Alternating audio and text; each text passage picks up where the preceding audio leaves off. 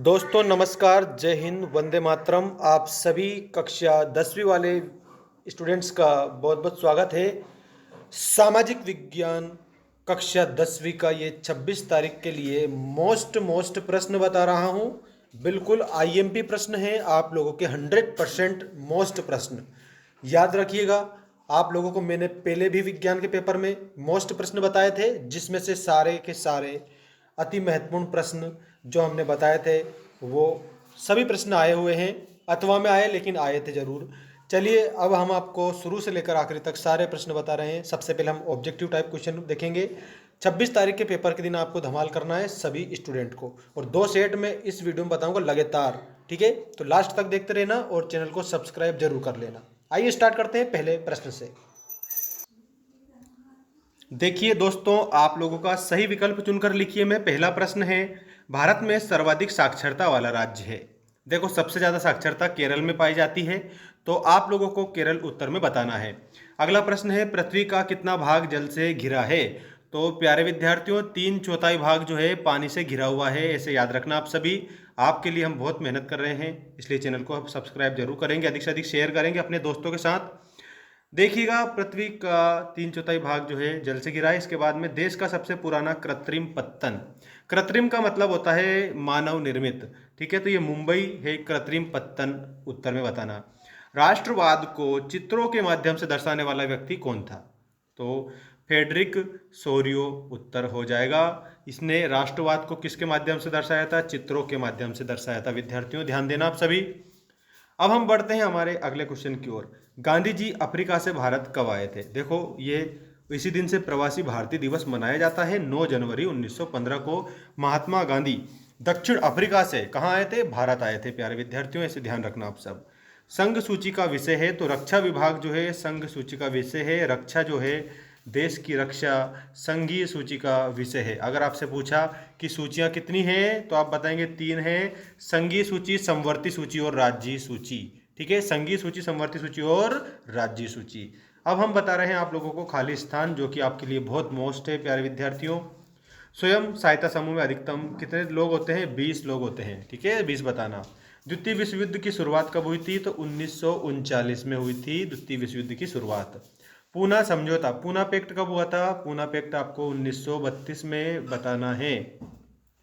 नई आर्थिक नीति कब लागू हुई थी, तो हमारे भारत में 1991 में नई आर्थिक नीति लागू हुई थी। मनरेगा में कितने दिन का रोजगार दिया जाता है, तो प्यारे विद्यार्थियों खालिस्तान में आपको 100 दिन का रोजगार बताना है। मनरेगा जो है इसमें 100 दिन का रोजगार दिया जाता है, 100 दिन की दाढ़की दी जाती है। इसके बाद जलोढ़ मिट्टी कितने प्रकार की होती है, तो जलोढ़ मिट्टी 2 प्रकार की होती है। ध्यान रखना आप सभी, 2 प्रकार की। ठीक है, और ये आ गए आपके सही गलत लिखिए वाले मोस्ट प्रश्न। भारत में अधिकतर नदियों में बेसिनों में बांध बनाए गए हैं, तो ये आपका सही होगा। भारत में 4 शास्य ऋतु है, तो 4 ऋतु इसमें शास्य नहीं है, ये गलत है। रिजर्व बैंक नोटों का निर्गमन करती है, ये आपका सही है। नोट निर्गमन का जो अधिकार होता है ना, वो रिजर्व बैंक को ही है प्यारे विद्यार्थियों। आरबीआई इसका पूरा नाम है। 1973 में प्रोजेक्ट टाइगर परियोजना प्रारंभ नहीं हुई, तो इसका गलत है, क्योंकि प्रोजेक्ट टाइगर परियोजना 1973 में चालू हो गई थी। टिस्को एशिया महाद्वीपों का सबसे बड़ा इस्पात कारखाना है, तो ये आपका सही होगा। ठीक है, सीमांत सड़क संगठन की स्थापना 1960 में हुई थी, ये भी आप लोगों का सही हो जाएगा। ठीक है, और अब हम बढ़ रहे हैं हमारे सही जोड़ी की तरफ, और ये आ चुकी है आपकी सही जोड़ी बनाइए वाले अति महत्वपूर्ण प्रश्न। देखिएगा, कॉर्न लॉ, ये आप लोगों को मक्का पर जो प्रतिबंध लगा दिया था कॉर्न लॉ के माध्यम से। और इसके बाद देखो, ज्वार, मक्का, सोयाबीन, तो ये जो है ना प्यारे विद्यार्थियों, ये खरीफ की फसल के अंतर्गत आती है। खरीफ की फसल और रबी की फसल याद करके जाना आप। ठीक है, आएगा प्रश्न। हिंद स्वराज्य, तो हिंद जो स्वराज्य है इसमें आप लोगों को महात्मा गांधी बता देना है, क्योंकि महात्मा गांधी ने कहा था कि अब तो करो या मरो। ठीक है, गुलाबगिरी, गुलाबगिरी में आप लोगों का करेक्ट उत्तर बताना है ज्योतिबा फुले। ठीक है, और भारत में वैश्वीकरण की शुरुआत कब हुई थी, तो 1991 में। ठीक है, और महामंदी 1929 में महामंदी आई थी, 1929।